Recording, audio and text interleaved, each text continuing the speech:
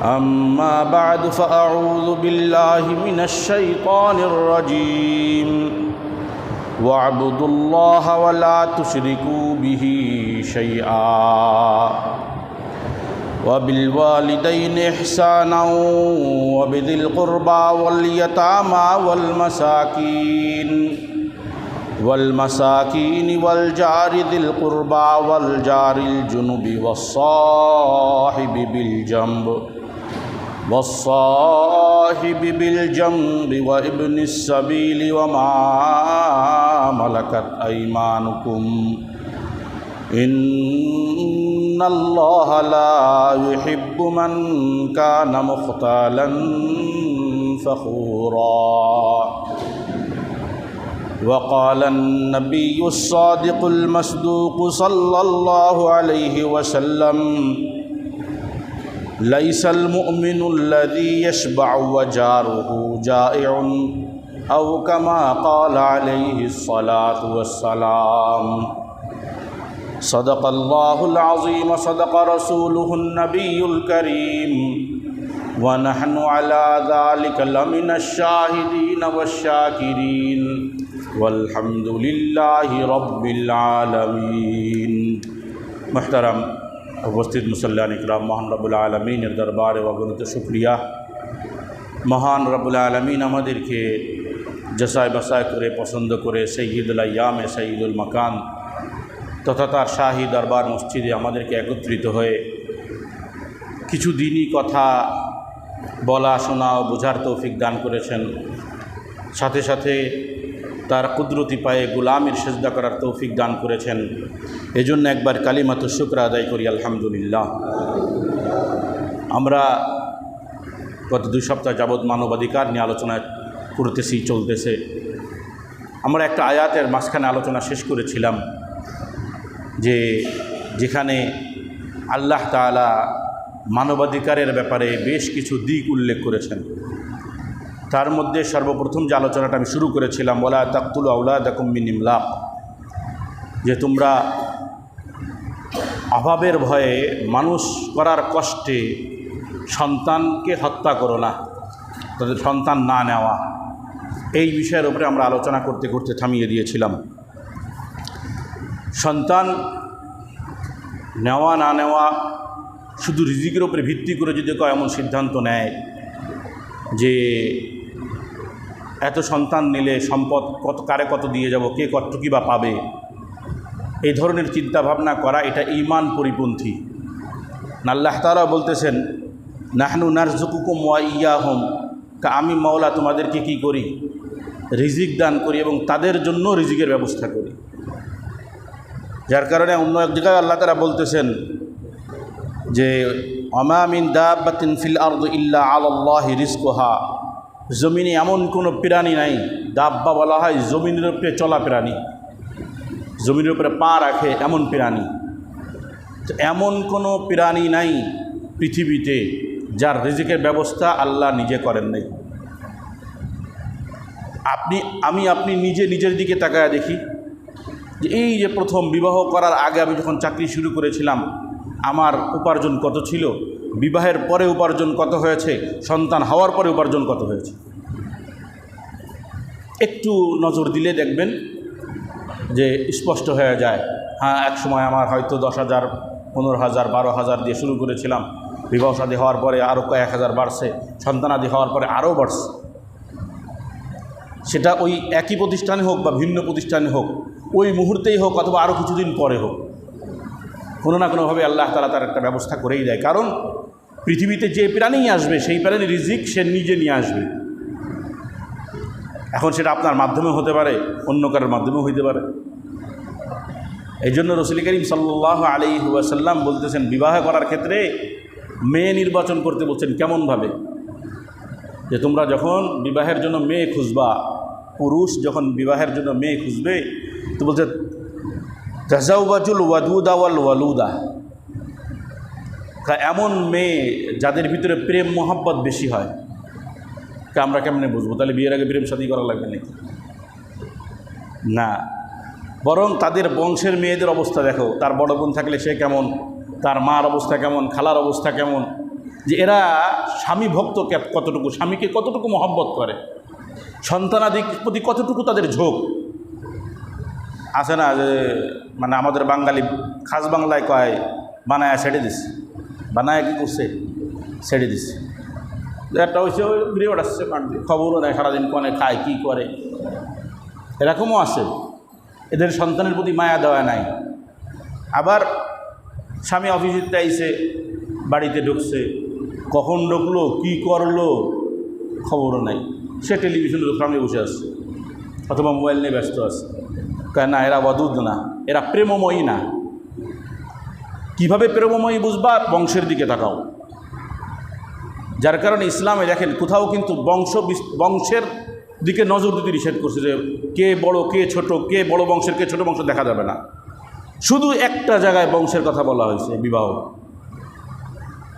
যে বিবাহের ক্ষেত্রে ভালো বংশ তালাশ করো, ভালো ফ্যামিলি তালাশ করো। চিন্তা করেন কেন? হ্যাঁ, কারণ ভালো পরিবার, ভালো বংশ, ভালো ফ্যামিলি, এরা স্বামীর প্রতি তাদের ভালোবাসা বেশি থাকে, তাদের স্বামীর প্রতি ভালোবাসা বেশি থাকে, সন্তানদের প্রতি ভালোবাসা বেশি থাকে। সন্তানরা চোখের আড়াল হলেই পরেশান হয়, কিরে কোথায় গেল। এবং সন্তানদের প্রতি ভালোবাসা থাকার কারণে সন্তান বেশি হলেও তাদের আফসোস নেই, তারা কষ্ট পায় না। আর রসুল কি বলতেছেন? ওয়াল ওয়ালুদা মানে যে এই সমস্ত নারীরা সন্তান বেশি জন্ম দেয়। কেমনি বুঝবো? বিয়ের আগে কি বোঝা যায়নি? হ্যাঁ, তার মায়ের সন্তান কেমন? হ্যাঁ, 5-7টা আছে। তার দাদির, তার নানির খুব বেশি। হ্যাঁ, উর্বর ভূমি। কি কেনায়া করতেছে? ইঙ্গিত উর্বর ভূমি। তো এখানে প্রস্তাব দাও, এখানে বিবাহ করো, কারণ এদের ভিতরে সন্তান জন্ম দেওয়ার ক্ষমতা বেশি আছে। আর রসুল বলতেছেন যে কেন আমি তোমাদেরকে কেন এমন নারী বিবাহ করতে বলতেছি যে সন্তান বেশি জন্ম দেয়, যে স্বামীর প্রতি ভালোবাসা বেশি রাখে, সন্তানের প্রতি ভালোবাসা বেশি রাখে। কেন? ইন্নি মুকাসিরুম বিকুমুল উমাম, আমি এমন এক নবী, উম্মত বেশি হওয়ার কারণে আমি আল্লাহর সামনে অহংকার করব। এখন আমার নবী কয় সন্তান বেশি নাও, কারণ আমি নবী অহংকার করব আমার উম্মত বেশি হওয়ার কারণে। আর সেই উম্মত কয় না, একটার বেশি নেওয়া যাবে না। হাউজে কসরে মানে নসিব হবে, বোঝেন নাই? হাউজে কসরে তো হুজুরের সামনে যাইতে হবে। হুজুরের সামনে গেলে হুজুর যখন বলবে কিরে আমি বলছিলাম আমার উম্মত বাড়াইতে, তুই তো শুধু কমাইছিস। আল্লাহ তাআলা হেফাজত করুক। তো এই জন্য সন্তান জন্মের অধিকার প্রত্যেকটা শুক্রাণু যেটা মায়ের গর্ভে যাওয়ার, এটা তার অধিকার। যে শুক্রাণুগুলোকে নষ্ট করা হবে, যে ভ্রূণগুলোকে নষ্ট করা হবে, ওই ভ্রূণ, ওই শুক্রাণু আল্লাহর সামনে দাঁড়ায় বলবে আমাদেরকে ধ্বংস করছে, আমাদেরকে দুনিয়াতে আসার পথ বন্ধ করে দিচ্ছে। আপনার ফাইসালা ছিল আসার, কিন্তু আসতে দেয় নাই। দেখেন ওয়া ইদাল মাউউদাতু সুইলাত, স্পষ্ট বলা হয়েছে যে কিয়ামতের ময়দানে জীবন্ত কবরস্থ যে বাচ্চা, তাদেরকে কবর দিয়ে দেওয়া হয়েছে, মেয়েদেরকে কবর দিয়ে দিত আরবে জাহেলি জামানায়, যে মেয়ে হওয়াটা লজ্জার। তাদের জামানায়, আমাদের জামানায় আসে, আমাদের জামানায় কি মেয়ে হওয়াটা অনেকে লজ্জার মনে করে, আয় হায় একটা মেয়ে হইল, ছেলে হইল না। অথচ আমার তো মনে হয় একজন বাপ তো বাপের পূর্ণাঙ্গতা পায় মেয়ের মাধ্যমে, বাপের পূর্ণাঙ্গতা পায় মেয়ের মাধ্যমে। যাদের ছেলে মেয়ে উভয় আছে একটু খেয়াল করবেন, একটা খেলনা নিয়ে যাবেন, 2 হাতে 2টা খেলনা, ছেলেও যদি ছোট হয় মেয়েও যদি ছোট হয়, তো 2জনের হাতে খেলনা দেবেন। দেখবেন ছেলে খেলনা নিয়ে সন্তুষ্ট, আর মেয়ে তখনও খেলনা নিয়ে সন্তুষ্ট না, যতক্ষণ না বাবার কোলে না উঠতে পারে। পরীক্ষা করে দেখবেন, কন্যা মেয়ে বরকত রহমত আল্লাহর পক্ষ থেকে আসা। একটা মেয়ে হইল তো আমার হাবিব ঘোষণা দিত জান্নাত পেয়ে গেছো একটা, আর একটা মেয়ে হইলে আর একটা জান্নাত পেয়ে গেছো, আর একটা মেয়ে হয়েছে আর একটা জান্নাত পেয়ে গেছো। সুবহানাল্লাহ কয় না? হুজুর আপনার ওয়াজ তো কাজ হবে না, ছেলে না হলে কি আর হয়? ওয়া ইদাল মাউউদাতু সুইলাত, ওই যে আরব্য জাহেলি জামানায় জীবন্ত মেয়েকে কবর দিত শুধুমাত্র এই কারণে যে লজ্জার মেয়ে, কারণ এদের অন্যের পুরুষের ঘরে দিতে হয়, এদের জন্য অনেক বেশি খরচ করতে হয়। এখনও হিন্দুয়ানি প্রথায় আছে, আমাদের বাঙালি প্রথায়ও আছে। নারী হওয়া মানে প্রেশান, কেন? বিয়েতে অনেক খরচ। ইসলামী বিধান জানেই না। ইসলামে খরচ কার জানেননি? বিয়েতে কার? সব পুরুষের। বিয়ে করে কে? পুরুষ করে না, নারী বিয়ে করে না, নারীর বিয়ে হয়, আর পুরুষ বিয়ে করে। তো কাজটা যার, খরচও তার। সুতরাং শুধুমাত্র এতটুকু যে মেয়ে দেখবে, পছন্দ হবে, বিবাহ করে, ইসলামের নিয়ম বলছি, সুন্নাত তরিকা, বিবাহ করে নিয়ে চলে আসবে। হ্যাঁ, শ্বশুর বাড়ির থেকে মেহমান হিসেবে যদি মেহমানদারি করায়, এটা তাদের এখতিয়ার। কারোর বাড়ি জোর করে আপনি মেহমান হতে পারবেন? যে আজকে আপনার বাড়ি আমি মেহমান বানালাম না। এরপরে ছেলের বাড়িতে আসার পরে, বাসর হয়ে যাওয়ার পরে, এরপরে অলিমা। এই যে বিশাল আয়োজন খাওয়ার, সব পুরুষের ঘরে হবে, পুরুষের বাড়ি হবে।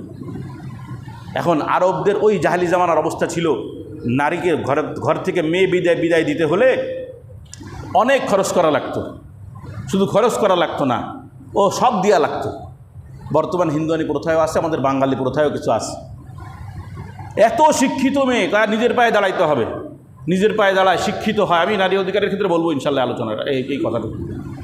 এরপরেও বিবাহ করার ক্ষেত্রে দেখা যায় যে অনেক খরচ করা লাগে। কেন? এত শিক্ষিত মেয়ে পাইছো, নিজের পায়ে দাঁড়ায় গেছে, তারপরে এত খরচ কী জন্যই? তো নিয়ামত পাইছো, শিগগিরি নিয়ে যাও। না, তা হবে না। আমি দেখেছি বড় সম্পদশালী ঘরের পুরুষও, মানে বাবা, সন্তানের জন্য যৌতুক দাবি করছে, অনেক সম্পদশালী। আজীব গরিব ব্যাপার। তো যাই হোক, তো এই জন্য তারা হত্যা করে দিত মেয়েদেরকে, যে না, এ মেয়ে থাকলে তো খরচ, আবার লজ্জার, আর এক পুরুষের ঘরে যাবে, এটা লজ্জা। এই জন্য হত্যা করত। আমার মাওলা বলেন, ওয়াইদাল মাউউদাতু সুইলাত, কিয়ামতের ময়দানে ওই জীবন্ত কবরস্থ ওই কন্যাকে আমি দাঁড় করায় জিজ্ঞাসা করব, কেন তোমাকে হত্যা করা হইল? ওই মেয়ে যাবে, বলবে, কুতিলতু বিলা যামবিন, আমাকে বিনা অপরাধে হত্যা করা হয়েছে, আমার কোনো অপরাধ ছিল না, আমি তো নিষ্পাপ একটা বাচ্চা ছিলাম। ওই ভ্রূণগুলো যখন দাঁড়াবে, মাওলার সামনে দাঁড়ায় বলবে, মাওলা, রিজিকের ভয়ে এরা দুনিয়াতে আমাকে আসতে দেয় নাই। কি জবাব দিবেন? এই অবস্থা আমি জানি অনেকের ভালো লাগবে না, কারণ অনেকে এর উপরে আমল করতেছে, তো কিছু করার নেই। কিন্তু আমি আগেও বলেছি, অপরাধ মেনে নিতে হবে, যে হ্যাঁ, আমার থেকে অপরাধ হয়েছে। অপরাধ হইলে অপরাধ, নিজের ভিতরে অপরাধের অনুভূতি থাকলে তওবা হয়। আর অপরাধ ব্যাখ্যা করলে কি হয়ে যায়? তওবা তো কপালে জোটে, অনেক সময় ঈমান চলে যায়। তো এই জন্য একটা ষড়যন্ত্র দেখেন, যে মুসলমানদের মধ্যে এই কথাগুলো ঢুকাই দিছে, ঢুকাই দিয়ে মুসলমানের ঘরের সন্তান কমায় দাও। এই যে ভারতের আমাদের এই যে পাশে আসামে সরকারিভাবে ঘোষণা দিছে, যে সমস্ত মুসলমানের 2-এর অধিক সন্তান আছে তাদেরকে চাকরিও দেওয়া হবে না। আশ্চর্য ব্যাপার। কেন মুসলমানের ঘরে এত সন্তান হবে কেন? একদিন একটা ভিডিও দেখলাম, এক মুসলমান বলতেছে যে আমার 7টা না 8টা সন্তান তার। সে বলছে, আমার 7টা 8টা সন্তান, দরকার নেই সরকারি চাকরি, দিলাম ছেড়ে, তারপরেও সন্তান আরও নেব। দেখছেন নি কারবারটা? আর আমরা তাদের মতন করে বলছি, না, সন্তান কম নি, ঝামেলা দরকার নেই। তার ঘর সেই নিয়ে আসবে, তার রিজিক সেই নিয়ে আসবে। আল্লাহ তাআলা আমাদেরকে বুঝদান করুক। জন্মের পরে জন্মের হক নষ্ট তো হচ্ছেই, জন্মের পরে আমাদের যে জীবন উপকরণ, যে আমরা যে দুনিয়াতে বসবাস করব, এই দুনিয়াতে থাকা অবস্থায় একে অপরের হক কীভাবে আদায় করব, সহ অবস্থানটা কেমন হবে মানুষের, শুধু মুসলমান না, মানুষের, মানব জাতির সহ অবস্থান যে ধর্মেরই হোক না কেন, ওদিকে ইশারা করে ওই আয়াতের ভিতরেই আল্লাহ তাআলা বলতেছেন, ওয়ালা তাকরাবুল ফাওয়াহিশা মা যাহারা মিনহা ওয়া মা বাতান ওয়ালা তাকতুলুন নাফসাল্লাতী হারামাল্লাহু ইল্লা বিল হক। কেউ যেন একে অপরকে, কোনো ব্যক্তি যেন অন্য কোনো ব্যক্তিকে হত্যা না করে অন্যায়ভাবে যেন কি না করে, হত্যা না করে। তাহলে ন্যায়ভাবে হত্যা করার সুযোগ আছে। সেটা কীভাবে? প্রশাসনের মাধ্যমে, শাস্তির মাধ্যমে, যেটা শাস্তি হয়। বাকি নির্বাচন তো এই যে আসতেছে, নির্বাচনী বাতাস, আলহামদুলিল্লাহ এখনও তো আমাদের ডুমুরে কিছু হয়নি, গতবার হয়েছিল। এই গতকাল না পরশু দেখলাম গোপালগঞ্জে মারামারি হয়ে মারা গেছে একজন, তার কালকে বিকেলে দেখলাম একটা বাচ্চাও মারা গেছে, আহত হয়েছিল, পরে মারা গেছে। এটা তো জীবন উপকরণের হক না। সহ অবস্থানের হক না। যে একই এলাকায় একই অবস্থানে থাকতেছি, শুধু ক্ষমতায় কে যাবে এই নিয়ে মারামারি বাঁধাই দিচ্ছে। এটা তো মানুষেরই কাজের মধ্যে পড়ে না যে আমি ক্ষমতায় যাবো এই জন্য ওদের মার না। খবরদার। এজন্য যারা আমরা এই কাজের সাথে জড়িত আছি, হৃদ্যতা, মোহাব্বত, ভালোবাসা থাকা দরকার মানুষ হিসেবে এক, আর মুমিন হিসেবে তো আর একটা, শেষে বলবো যদি সময় থাকে, নাহলে আগামী সপ্তাহে যাবো আবার। মানুষ হিসেবে, মানুষের পুরা মানব জাতি হিসেবে যে আমাদের সহ অবস্থানের যে কানুন আল্লাহ তাআলা দিছেন, কিভাবে দিছেন? মান কাতালা নাফসান বিগাইরি নাফসিন আও ফাসাদিন ফিল আরদি, কোনো ব্যক্তিকে যদি হত্যা করে অথবা জমিনের মধ্যে সন্ত্রাস তৈরি করে, ত্রাস তৈরি করে, করতেছে না? কতজন হুমকি দেয়, এই করবি না, সেই করবি না, আরও কত কিছু, ডাকাতি, ছিনতাই, চুরি, আরও কত। যার ক্ষমতা আছে সে একটু কী করে দেয়, অন্যজনদেরকে, দুর্বলদেরকে ভয়ের মধ্যে রাখে। আও ফাসাদিন ফিল আরদ ফাকান্নামা কাতালান নাস জামিআ, করছে হত্যা একজনকে। আমার মাওলা বলেন না, একজনকে হত্যা করে নাই, কেমন যেন দুনিয়ার সমস্ত মানুষকে সে হত্যা করলো। একজনকে তুমি বাড়োয় হত্যা করলে, নির্বাচনে গেলাম, বাস দৌড়দৌড়ি করলাম, বাস দিয়ে বাড়োয় মাথা ফাটাই দিয়ে একদম শেষ করে দিলাম। মারলি তো একটারে, আল্লাহ কয় না একটারে মারিস নাই, দুনিয়ার সব মানুষের মারছিস তুই। দুনিয়ার ব্যালেন্স নষ্ট করে দিচ্ছ, সমাজের ব্যালেন্স নষ্ট করে দিচ্ছ তুমি। ওয়ামান আহয়াহ, আর যারা কোনো ব্যক্তিকে জীবন দান করে, কেমনভাবে জীবন দান করে? মরে যাচ্ছিল তো বাঁচাইছে না, বরং তার দুনিয়াতে থাকার সুব্যবস্থা করে দিছে। আমার এলাকায় থাকে তো ভালোভাবে তাকে রাখার ব্যবস্থা করি। সে আমার এলাকায় আসছে, বাইরের থেকে আসছে, ঠিক আছে আলহামদুলিল্লাহ, জমি কিনে এখানে থাকতেছে বা ভাড়া নিয়ে এখানে থাকতেছে, তাকে সুব্যবস্থা করে দেওয়া। কেমন যেন তাকে দুনিয়াতে থাকার ব্যবস্থা করে দিল। বুঝছেন আহয়াহা এর অর্থ? হ্যাঁ, ফাকান্নামা আহয়ান নাস জামিআ, কেমন যেন সে দুনিয়ার সমস্ত মানুষকে জীবন দান করলো। আমার এখানে আসছে মান আহয়াহা, যখন কাউকে আপনি জীবন দান করলেন, কিভাবে দুনিয়াতে থাকার সুব্যবস্থা করে দিলেন। আপনার প্রতিবেশী হয়েছে নতুন কেউ, আলহামদুলিল্লাহ ভালো প্রতিবেশী পেয়েছি, আসেন আপনার সাথে একসাথে চলাফেরা করি, একসাথে থাকবো, একই এলাকায় থাকবো, পাশাপাশি থাকবো। এবং নতুন আসার কারণে অনেক বিষয় তার প্রয়োজন পড়বে, আমাকে বলবেন, কোনো সমস্যা হলে আমরা জানাবো। এই যেমন আমি মনে করেন এখানে যখন শিক্ষক হয়েছি, তখন আমার কিছু আত্মীয় স্বজন আছে, ওই একজন, তা সবাই এখন তখনও চিনি না পুরোপুরি, কিন্তু অনেকে আসতে মধ্যে না খোঁজখবর, এই যে ইনি একজন, একদিন দেখা হয়েছে, কাছে কোনো সমস্যা হচ্ছে না তো বাপ? কারণ আমি তখন ওনারে চিনি না, পরে শুনি যে উনি একজনের শ্বশুর, আমাকে বাবার দিক দিয়ে ওনার সম্পর্ক, কোনো সমস্যা হচ্ছে না তো? আমি না, আলহামদুলিল্লাহ ভালো আছে। এই যে খোঁজখবর নেওয়া, মানে তার কোনো সমস্যা হলে খোঁজখবর নেওয়া, সমস্যা না হলেও খোঁজখবর নেওয়া, এটাই আহয়াহা। যে আমরা তার থাকার জন্য সুব্যবস্থা করতেছি, আমাদের গ্রামের হোক, অন্য গ্রামের হোক, এলাকার বাইরে হোক, দেশের বাহিরের হোক, দেশভিত্তিক ভাগ বা বর্ণভিত্তিক ভাগ, ভাষাভিত্তিক ভাগরা জায়েজই নাই। শুরুর দিনই বলছি একদম মানবাধিকার আলোচনার সময়, যে জাতিগত বিভেদ, বর্ণগত বিভেদ, ভাষাগত বিভেদ ইসলামে নাই। সুতরাং এগুলো নিয়ে ঠাট্টা বিদ্রুপ করা, এগুলো নিয়ে কথাবার্তা বলা খুব খারাপ কথা, কবিরা গুনাহ। তো এই জন্য সহ অবস্থানে শুধু মুসলমান, এখানে আমি বারবার বলছি মুসলমানের কথা আমি এখনো বলিই নাই, মানুষ এমনকি কোনো অন্য ধর্মের কোনো ব্যক্তি আমার এলাকায় থাকে, আর তার উপরে কোনোভাবে যদি জুলুম হয়, তো মুসলমানের ইমানি দায়িত্ব, মানবিক দায়িত্ব বলতেছি না, কি দায়িত্ব? ইমানি দায়িত্ব, ওই বিধর্মীর পাশে দাঁড়ানো। রাসূল কি বলতেছেন? মান কাতালা নাফসান মুআহিদান লাম ইয়ারিহ রাহিয়াতাল জান্নাহ, কেউ যদি মুসলমানদের মাঝে বসবাসকারী অমুসলিমের প্রতি জুলুম করে, হত্যা করে, তো শুনে রাখো সে জান্নাতের ঘ্রাণও পাবে না। তো জান্নাতের ঘ্রাণ পাবে না মানে কি?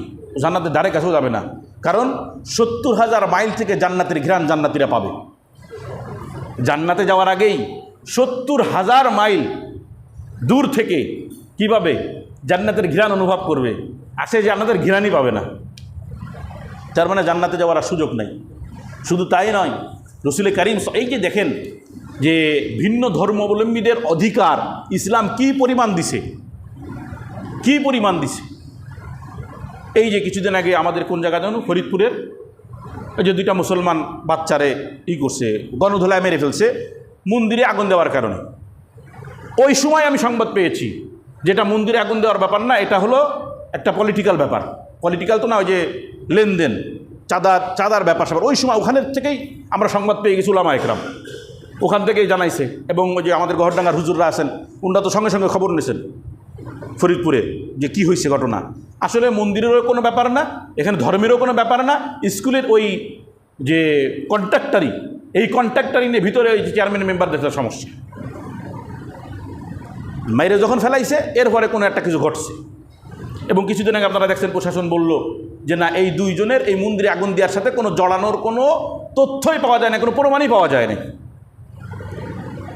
বাংলাদেশ বলেন, বিশেষ করে বাংলাদেশে অধিকাংশ জায়গায় যে এ ধরনের ঘটনাগুলো ঘটে, অধিকাংশ রাজনৈতিক ফায়দা হাসিলের জন্য, অধিকাংশ রাজনৈতিক ফায়দা হাসিলের জন্য।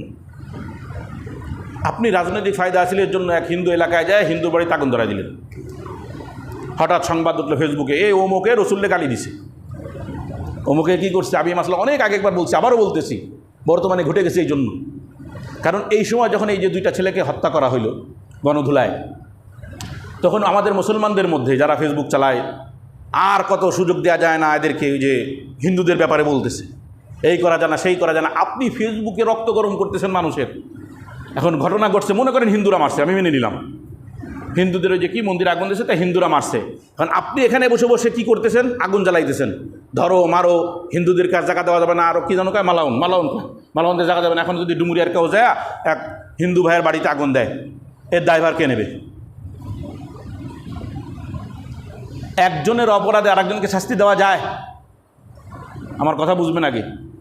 একজনের অপরাধ, আমার সন্তান অপরাধ করছে, বাবারে শাস্তি দেওয়া যাবে? আপন ভাইকে শাস্তি দেওয়া যাবে?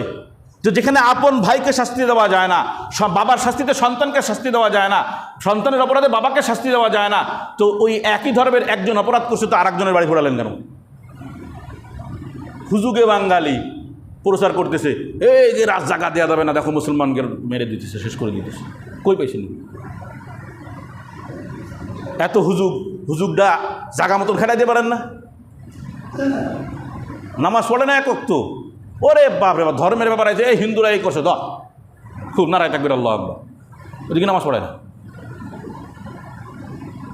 আমার কথাটা বুঝবেন, অনেকের খারাপ লাগতে পারে, ওদের পক্ষে বলতেছেন কেন? আমি বলতেছি না তো, আমার রসুল বলতেছেন তাদের পক্ষে।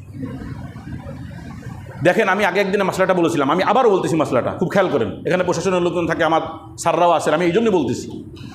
রসুল করিম সাল্লাল্লাহু আলাইহি ওয়াসাল্লামকে যদি কেউ গালি দেয়, মশলাটা খেয়াল করবেন, খুব খেয়াল করবেন। রসুল করিম সাল্লাল্লাহু আলাইহি ওয়াসাল্লামকে যদি কেউ গালি দেয়, তাহলে সে মুবাহুদ্দম, ইসলামের নিয়মে, অর্থাৎ তাকে হত্যা করা জায়েজ। কে হত্যা করবে খেয়াল করবেন। আমার সামনে কেউ গালি দিছে, আমার সামনে, কোনো মাধ্যম থাকতে পারবে না, কোনো মাধ্যম নয়, আমার সামনে যখন গালি দিবে তো আমার দায়িত্ব তাকে হত্যা করা। এখন প্রশাসন যে পুলিশ ভাইরা কবে না, এই হুজুর কি কানুন শোনাই দিচ্ছে, মাসলা এখনও শেষ হয়নি, দাঁড়ান, বুঝলেন নাই? মাসলা এখনও কি হয় নাই, এটা হলো আমার দায়িত্ব। কারণ হুজুর ইসলামী কানুন তো নাই, কাহা কানুন নাই, জেলে যাইতে হবে, ফাঁসি হলে ফাঁসি হবে, কারণ এটাই মানি দায়িত্ব। হ্যাঁ, এইবার আসেন মাসলা। আমি মসজিদে বসে আছি, এবার আমার কানে আসি কইতেছে, হুজুর কদিব সাহেব, ওই ঘুটুদিয়ার অমুক এলাকায় অমুকে না রসুলের নামে অপবাদ দিছে, এর ব্যাপারে কিছু একটা করা দরকার। এই যে অসেতা হয়ে গেল, মাধ্যম আর জায়েজ নেই। অসেতার ভিত্তিতে এই ধরনের পদক্ষেপ গ্রহণ করার অনুমতি নেই। এখন প্রশাসন দেখবে, আগে ছিল ইমানি দায়িত্ব, আর এবারও কোনো পদক্ষেপ গ্রহণ না করাও ইমানি দায়িত্ব। এখন এই যে ফেসবুক চালানো হয়, এসব একটা মাধ্যম, সব কি মাধ্যম। ওই কোথায় যেন আমাদের ওই যে শাহপুরের ওইদিকে একবার আমাদের এমপি স্যারও ছিলেন, তখন আমাদের খুব দ্রুত আমাদেরকে ডেকে নিয়ে চলে গেল। ওখানে একটা হিন্দু ছেলে তার আইডিতে ওই রকম কিছু একটা বলছে, কি একটা যেন, ওই এলাকার লোকজন সব হিন্দু এলাকা ঘিরাও করছে, আগুন দিয়ে জ্বালাই দেবে। রাত্রে 1-2টার সময় আমাদের এমপি সাহেব দ্রুত ডাকলেন, জলদি আসেন, অবস্থা খারাপ। ইউনো স্যারও ছিলেন, দৌড়ে গেল সব। কোন মাসলা আপনি ভিত্তি করে মনে করেন ওই ছেলেটাই অপরাধ করছে বাস্তব, এবং সে সত্যিই বলছে রসুলকে গালি দিছে, মানলাম, কিন্তু ওই ছেলের অপরাধে তার বাপের বাড়িঘর জ্বালাই দেওয়া যায় আছে কিনা, ওই মাসলা আগে আমার সামনে আনেন, তারপরে হুজুগে বাঙালি, হুজুগটা তো ঠিক রাখা লাগবে। কই পাইছেন এগুলো? শাস্তি দেওয়ার তরিকা তো আছে। হ্যাঁ, সরাসরি আপনার সামনে কেউ করছে, শুধু ওই ব্যক্তিকে হত্যা করার অনুমতি ইসলাম আপনাকে দেয়। এ কারণে যদি আপনি ফাঁসি হয় আপনি শহীদ। খেয়াল করতে হবে কিন্তু মাসলা। কিন্তু যখন মাধ্যম চলে আসবে আর আপনার সুযোগ নেই। আপনি 10 জনের কাছে 20 জনের কাছে শুনলেন অমুকে রসুল্লে গালি দিছে, না, অনুমতি নেই। তো এই জন্য এই যে প্রচার বা মাধ্যম যখন হবে তখন এর উপরে পদক্ষেপ গ্রহণ যদি করতে হয় প্রশাসন করবে, আমাদের অনুমতি নেই। প্রশাসন ওরা তাহকিক করবে, প্রশাসন যদি সঠিকভাবে তাহকিক করে নেকি হবে, যদি সঠিকভাবে না করে তো গুনাহ হবে। তাদের দায়িত্ব এটা। আপনার দায়িত্ব কতটুকু আমি কিন্তু এটা জানাই দিছি যে আপনার সামনে ডাইরেক্ট যদি কেউ এরকম কাজ করে তখন মাসালা ভিন্ন, তখন মাসালা ভিন্ন। এই জন্য যে হুজুগে বাঙালির মতন দৌড়ায় গেলাম আর আন্দোলন শুরু করে দিলাম আর বিধর্মীদের কোনো কারোর ক্ষতি করে ফেললাম, আমার হাবিব এ ব্যাপারে কি বলে তাই দেখেন। আমি আমার ডায়লগ দিতেছি না, আমি সরকারকে খুশি করতেছি না, বা প্রশাসনের মসজিদে আছি তাই খুশি করতেছি না। আমি হাদিসের কথা বলছি, রসুল কি বলছে এটা আমি শুধু হাদিসটা আপনাদেরকে শোনাই। আবু দাউদ শরীফের হাদিস, মান যালামা মুআহিদান আও ইনতাকাসাহু হাক্কাহু, কোনো ব্যক্তি মুসলমানদের মধ্যে থাকা কোনো বিধর্মী ব্যক্তিকে হত্যা করলো, কি করলো? হত্যা করলো। আও ইনতাকাসাহু হাক্কাহু, অথবা তার কোনো অধিকার নষ্ট করলো। কি করছে? অধিকার নষ্ট করছে। কয় হিন্দু অত্যন্ত জোর টোর নাই, জমিটা নে হাতায়, কি করবে, কত দূর যাবে, প্রশাসনের সাথে যোগাযোগ করলে তো হয়ে যাবে, বোঝেন নাই? হক নষ্ট করে দিল। আও কাল্লাফাহু ফাওকা তাকাতিহি, অথবা তার উপরে কোনো অন্যায় বোঝা চাপিয়ে দিল। সে তো দুর্বল, সংখ্যালঘু, তো তার উপরে চাপায় দাও। আও আখাযা মিনহু শাইআন বিগাইরি তিবি নাফসিন, অথবা তার অনুমতি ছাড়া তার থেকে কোনো সম্পদ গ্রহণ করলো অন্যায়ভাবে। আমার হাবিব এবার বলতেছেন, ফাআনা হাজিজুহু ইয়াউমাল কিয়ামাহ, কিয়ামতের ময়দানে ওই ব্যক্তির বিরুদ্ধে আমি হাবিব নিজে মামলা লড়ব। কে? কেন? তো একজনের অন্যায় আরেকজনের উপর চাপাই দেওয়ার সুযোগ নাই। এরপরে অন্যায় তো করছেই, এই অন্যায় করার পরে এখন একজন করছে অন্যায়, আপনি মারলেন তার বাড়ি, আগুন ধরাই দিলেন।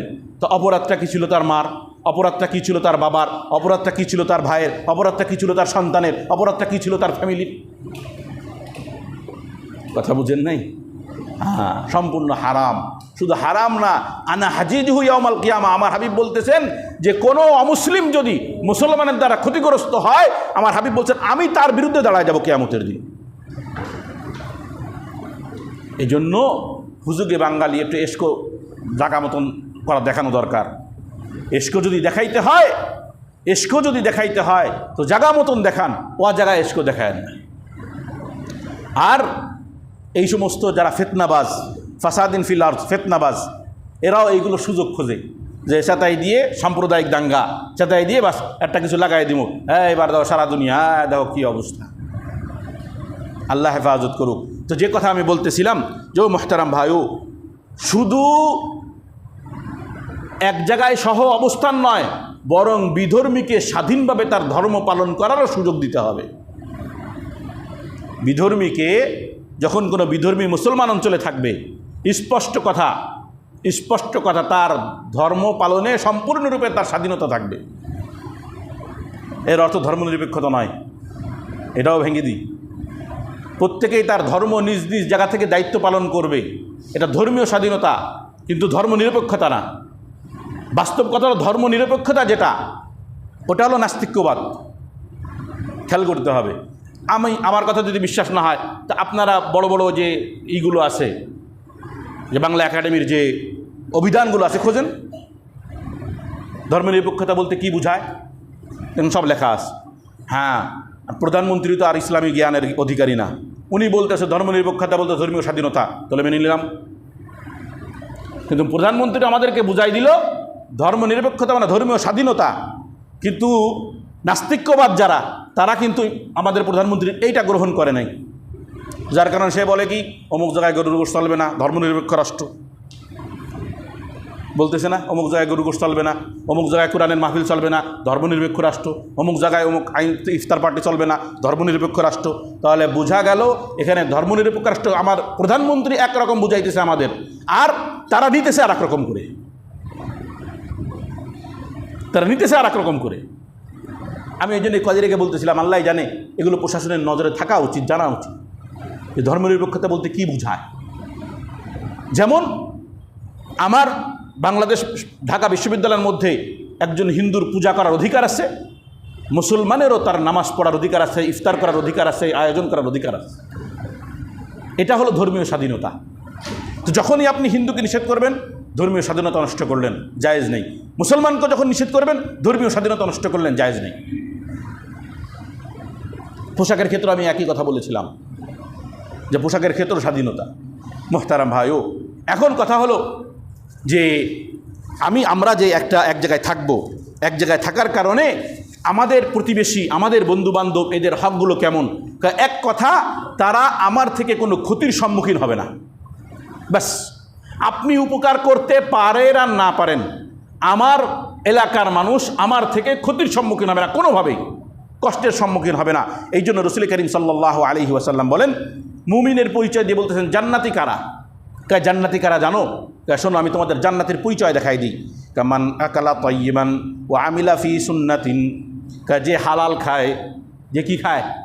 হালাল খায়। যে হালাল খায় এবং রসুলের সুন্নাত অনুযায়ী জীবন গড়ে, ওয়া আমিনান নাসু বাওয়াইকাহু, এবং তার অনিষ্ট থেকে মানুষ হেফাজত থাকে। তার অনিষ্ট থেকে মানুষ কি থাকে? হেফাজত থাকে, নিরাপদ থাকে, মানুষের মধ্যে ভয় ডর সন্ত্রাসী ঢুকায় না। দাখালাল জান্নাহ, এই ব্যক্তি জান্নাতে প্রবেশ করে যাবে। এই জন্য বললাম যে আমাদের জীবন ধারণের যে সবথেকে বড় অধিকার, একই এলাকায় থাকি, একই এলাকায়, একই জেলায়, একই থানায়, একই দেশে থাকি, আমার থেকে আর একজন কষ্ট পাবে না। আমার থেকে ফায়দা পাক আর না পাক, আমার থেকে ফায়দা পাক আর না পাক, আমার থেকে কষ্ট পাওয়ার কোনো সুযোগ নাই। কষ্ট পাইলেই মুমিন বলছে মানুষের হক নষ্ট হইল। দেখেন, ইবনু সাবিল বলছে আয়াতের মধ্যে, আমি আগে দেখাইছিলাম যে একজন মুসাফির আমাদের এলাকায় আসছে কোনো কাজে, এসে বলল আমি একটু 10 মিনিট 20 মিনিট থাকবো, বিশ্রাম নেব। হ্যাঁ, আপনি তাড়া দিলেন, আমাদের এলাকা দেখা যান, আমরা চিনি না তোমার, যাও, জায়েজ নেই। হ্যাঁ, আবার আমানতদারিতা, বর্তমান দুনিয়া আমানতদারিতা নাই, সমস্যা নেই। তো আপনি সতর্ক থাকেন, আর বর্তমান জামানায় যে সুন্দর এনআইডি কার্ড সহ যা হয়েছে, এতে যে কোনো সময় যে কোনো লোককে বের করে ফেলা যায় যে কোথায় কে কী করতেছে, যদি প্রশাসন অ্যাক্টিভ থাকে এই ব্যাপারে। মোহতারাম, এই জীবন ধারণের মধ্যে আরেকটা বিষয় হলো প্রতিবেশীর হক। প্রতিবেশীর হকে আমি শুরু করতেছি, ইনশাআল্লাহ চেষ্টা করতে পারলে আগামী সপ্তাহ আবার বলবো। একটা হাদিস শোনায়, কত ভয়ঙ্কর একটা হাদিস। আমার হাবিব কসম করতেছেন, ওয়াল্লাহি লা ইউমিনু, ওয়াল্লাহি লা ইউমিনু, ওয়াল্লাহি লা ইউমিনু। আল্লাহর কসম সে মুমিন না, আল্লাহর কসম সে মুমিন না, আল্লাহর কসম সে মুমিন না। কয়বার বলছে? 3 বার বলছে। বললে সাহাবে একরাম জিজ্ঞেস করছেন, কিলা ওমান ইয়া রাসূলুল্লাহ, এত ভয়ঙ্কর কথা, মুমিন না, এত ভয়ঙ্কর কথা, কে রাসূলুল্লাহ? মান, কে? এবার রাসূল বলতেছেন, আল্লাযী লা ইয়ামানু জারুহু বাওয়াইকাহু, তো ওই ব্যক্তি যার প্রতিবেশী তার অনিষ্ট থেকে মুক্ত না। যে ব্যক্তি প্রতিবেশীকে কষ্ট দেয়, তো সে মুমিনই না। কত বড় কথা, খেয়াল করছেন? প্রতিবেশীর হক। আরও ভয়ঙ্কর একটা হাদিস শোনায়, ভয়ঙ্কর। এটা শুনলে যদি দিলের ভিতরে ঢোকে, তা আসলে আপনিও ভয় পেয়ে যাবেন, যদি দিলের ভিতরে হাদিসটা ঢোকে। রাসূল করিম সাল্লাল্লাহু আলাইহি ওয়াসাল্লাম বলেন, লাইসাল মুমিনুল্লাযী ইয়াশবাউ ওয়া জারুহু জায়উন, ওই ব্যক্তি মুমিনই না যে ব্যক্তি পেট ভরে খানা খায়, তৃপ্তি সহকারে খানা খায়, আর তার প্রতিবেশী ক্ষুধার্ত আছে। দিলের ভিতরে একটু চিন্তা করেন তো, আপনার ঘরে খুব তৃপ্তি সহকারে আপনি খানা খাইতেছেন, পাশের ঘরের লোকের খাবার আছে কিনা আপনি জানেনই না। এখন কাজ আমি তো জানি না, অত জানা নাই। হ্যাঁ, এই জায়গায় একটা সুযোগ দেওয়া হয়েছে আর এক বর্ণনায়। রাসূল করিম সাল্লাল্লাহু আলাইহি ওয়াসাল্লাম বলেন, মান বাতা শাবানা ওয়া জারুহু জায়ুন ফি ইলা জামবিহি, একজন ব্যক্তির একটা রাত অতিক্রম করলো আর তার প্রতিবেশী ক্ষুধার্ত, ওয়া হুয়া ইয়ালামু বিহি, আর সে জানে যে আমার প্রতিবেশী অভাবে আছে, আর সে তৃপ্তি সহকারে খানা খায়, লা ইউমিনু, সেই মুমিন না, সে মুমিনই না। কত বড় হক দিছে প্রতিবেশীকে জানেন? আমার হাবিব বলতেন, আমি কালকে রাত্রে বলতেছিলাম, আমি এত ভীত সন্ত্রস্ত, রাসূল বলছেন আমি ভীত সন্ত্রস্ত যে প্রতিবেশীর হকের ব্যাপারে আল্লাহ তাআলা আমাকে এত চাপ প্রয়োগ করছেন যে আমার ভয় হচ্ছে না জানে মিরাসের ভিতরে প্রতিবেশীর হক দিয়ে দেয়। মিরাজ কারা পায়? রক্তের সম্পর্কের আত্মীয়। রক্তের সম্পর্কের আত্মীয়রা কী পায়? মিরাজ পায়। সেখানে বলতেছে কি, যে আমার ভয় হচ্ছে যে আল্লাহ তাআলা প্রতিবেশীর জন্য কি করবেন? মিরাসের হুকুম জারি করবেন। এত বেশি হক দেওয়া হয়েছে। আরও হক শোনেন, ইসলাম কতটুকু হক দিছে। আমি বাড়ি বিক্রি করব, জমি বিক্রি করব, খেয়াল করবেন, আমার দিকে তাকান। আমি আমার জমি বিক্রি করতেছি, এখানে আমার জমি, আমার 3 পাশে 3 প্রতিবেশী আছে। জমি বিক্রি করার আগে এই 3 প্রতিবেশীকে আগে জানাইতে হবে। যদি না জানায়, ইসলামী নিয়ম, যদি না জানায় আর সে না জানায় বিক্রি করে দেয়, কোনো এক প্রতিবেশী যদি প্রশ্ন তোলে প্রশাসনের কাছে যে সে আমাকে না জানায় জমি বিক্রি করছে, তো প্রশাসন জমি বিক্রি বাতিল করে দেবে, অধিকার নাই বিক্রি করার। তাহলে বুঝছেন নি প্রতিবেশীর হক কি? যে আপনি একটা জমি বিক্রি করবেন ইসলামী নিয়ম অনুযায়ী। এখন আমাদের বর্তমান নিয়ম আমি জানি না, বাংলাদেশি নিয়ম, যে এটাকে শরীয়তের পরিবার সুফা বলে, সুফা, বাংলা সুফা সুফা বলে, সুফার অধিকার, যে একজন প্রতিবেশী তাকে না জানানো পর্যন্ত আপনি জমি বিক্রি করতে পারবেন না। অর্থাৎ ওর মধ্যে তার হক আছে। সে যখন চাবে যে হ্যাঁ আপনি চাইলে বিক্রি করে দিতে পারেন, তাহলে বিক্রি করতে পারবেন। সে যদি না চায় তাহলে ওই প্রতিবেশীকে দিয়ে লাগবে। হ্যাঁ, অর্থ কি? অর্থ সেটা আলাদা বিষয়, ওটা নির্ধারণ করবে প্রথমে নিজেরা করবে, না পারলে প্রশাসন করে দিবে, ইত্যাদি ইত্যাদি। তাহলে এইভাবে প্রতিবেশীকে কি করা হয়েছে? অধিকার দেওয়া হয়েছে। আর ওই ফজিলত আমি বলি নাই, যেগুলো আপনারা জানেন, যে তোমরা একটু তরকারিতে পানি বেশি দিবা যাতে করে প্রতিবেশীরা কি একটু তরকারি দিতে পারো, ওগুলো আমি বলি না। আমি আগে গুরুত্বপূর্ণ বিষয়গুলো জানালাম। তাহলে আমরা একই এলাকায় থাকবো, একই এলাকায় থাকার পরে আমার থেকে আমার প্রতিবেশী যদি একটা কটু কথাও শোনে, আমার ঈমান চলে যাওয়ার ভয় আছে। আমার প্রতিবেশীর হক এই পরিমাণ দেওয়া হয়েছে। প্রতিবেশীর সাথে মুচকি হেসে কথা বলা, তার থাকার জন্য সুবিধা করে দেওয়া, এগুলো সব মুমিনের আলামত। এটা আমার জীবন ধারণের হক, একজন আরেকজনকে দিতে হবে। আল্লাহ তাআলা আমাদেরকে তৌফিক দান করুক। আখিরু দাওয়ানা আলহামদুলিল্লাহি রাব্বিল আলামিন।